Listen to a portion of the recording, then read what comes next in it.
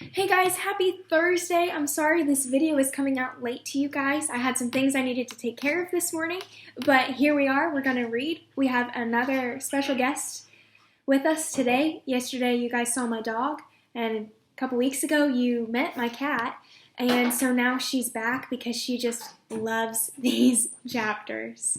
So we're going to read through the book today. She'll probably stay here the entire time, so I hope that she's not super distracting to you guys, and I hope she doesn't try to climb up on the table like she's doing right now.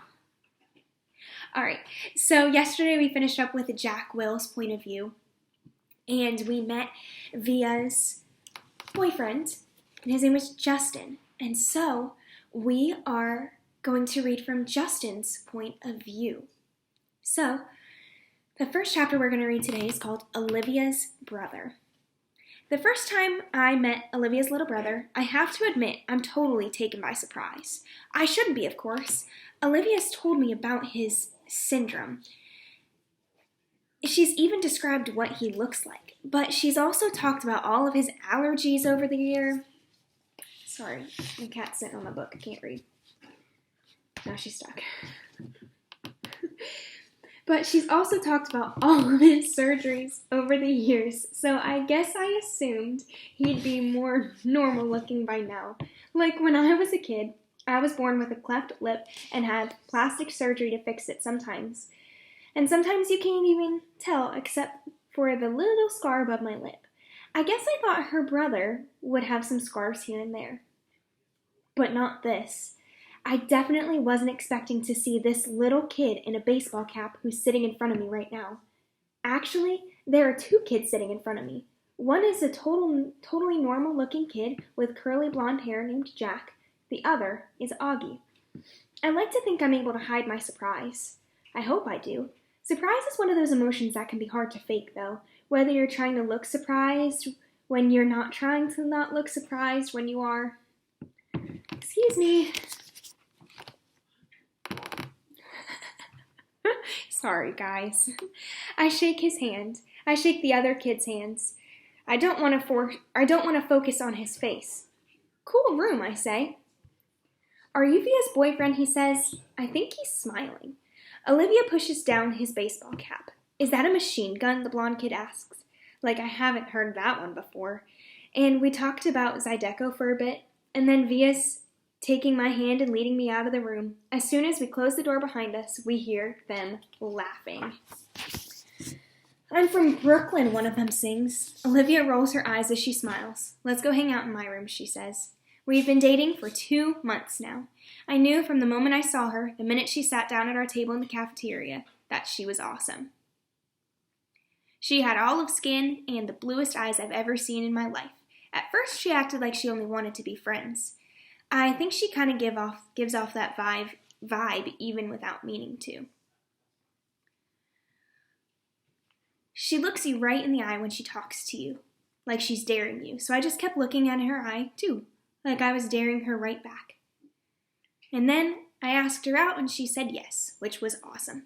She's an awesome girl and I love hanging out with her. She didn't tell me about August until our third date.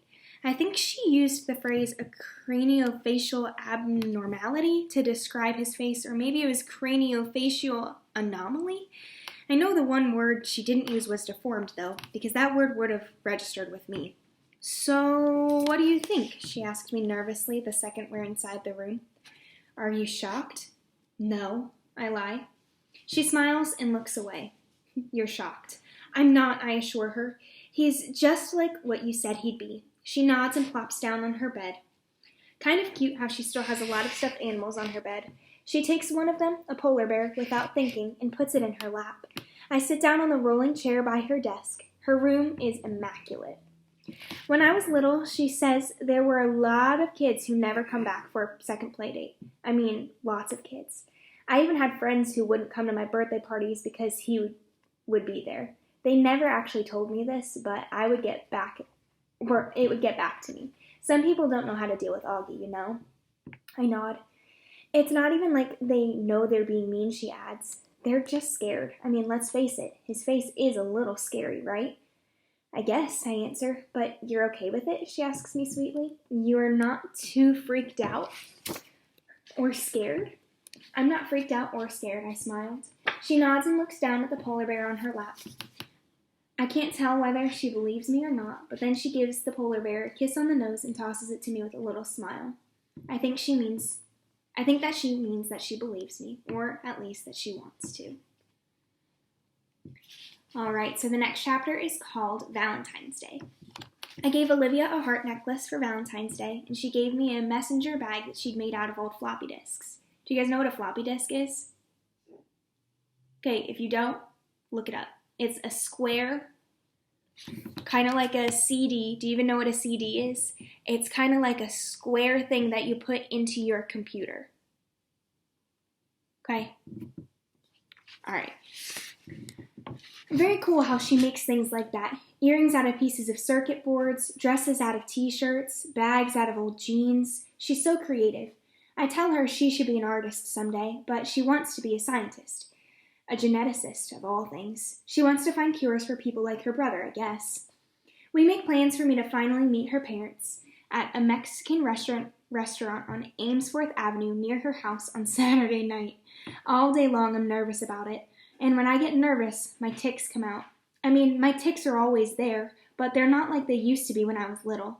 Nothing but a few hard blinks now. The occasional head pull. But when I'm stressed, they get worse. And I'm definitely stressing about meeting her folks. Excuse me, I can't see. They're waiting inside when I get to the restaurant. The dad gets up and shakes my hand, and the mom gives me a hug. I give Augie a hello fist punch and give Olivia a hug before I sit down. It's nice to meet you, Justin. We've heard so much about you. Her parents couldn't be nicer.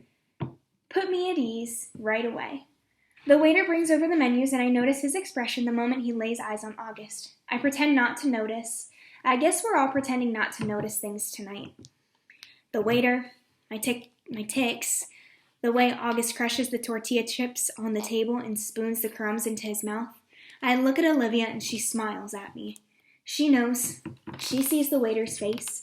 She sees my tics. Olivia is a girl who sees everything. We spend the entire dinner talking and laughing. Olivia's parents ask me about my music, how I got into the fiddle, and stuff like that. And I tell them about how I used to play classical violin, but I got into Appalachian folk music, then Zydeco. Sorry, she climbed up on the table. And they're listening to every word like they're really interested. They tell me to let them know the next time my band's playing a gig so they can come listen. I'm not used to all the attention, to be truthful. My parents don't have a clue about what I do with my life. They never ask. We never talk like this. I don't think they even know I traded in my violin for an 8-stringed fiddle 2 years ago. After dinner, we got back to Olivia's house for some ice cream. Their dog greets us at the door. An old dog. Super sweet. "What's up, old girl?" he says, and the dog's in heaven, tongue out, tail wagging, legs in the air at awkward angles. "Dad, tell Justin how you got Daisy," says Olivia. "Yeah," says Augie. The dad smiles and sits down in a chair with the dog still cradled in his arms. It's obvious he's told this story lots of times and they all love to hear it. "So I'm coming home from the subway one day," he says, "and a homeless guy I've never seen in the neighborhood before is pushing this floppy mutt in a stroller, and he comes up to me and says, 'Hey, mister, want to buy a dog?'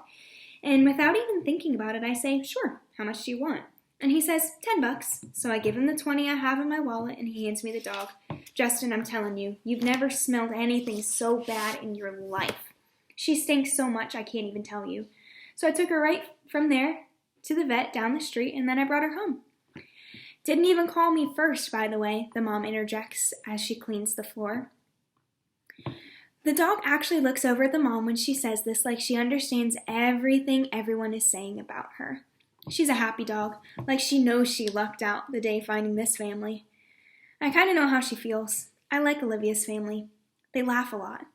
My family's not like this. My mom and dad got divorced when I was 4, and they pretty much hate each other. I grew up spending half of every week in my dad's apartment in Chelsea and the other half in my mom's place in Brooklyn Heights. I have a half-brother who's 5 years older than me and barely knows I exist. For as long as I can remember, I felt like my parents could hardly wait for me to be old enough to take care of myself. You can go to the store by yourself. Here's the key to the apartment.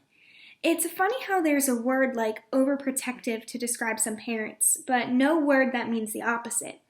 What word do you use to describe parents who don't protect enough? Underprotective? Self-involved? Lame? All of the above? Olivia's family tell each other I love you all the time. I can't remember the last time anyone in my family said that to me. By the time I go home, my tics have all stopped. All right, that's all we are going to read for today. I hope you guys enjoyed these chapters. We're going to continue reading from Justin's point of view tomorrow. I hope this little one wasn't super distracting to you guys. She was very distracting to me while I was reading, but it's okay. All right, I love you guys, and I will talk to you tomorrow.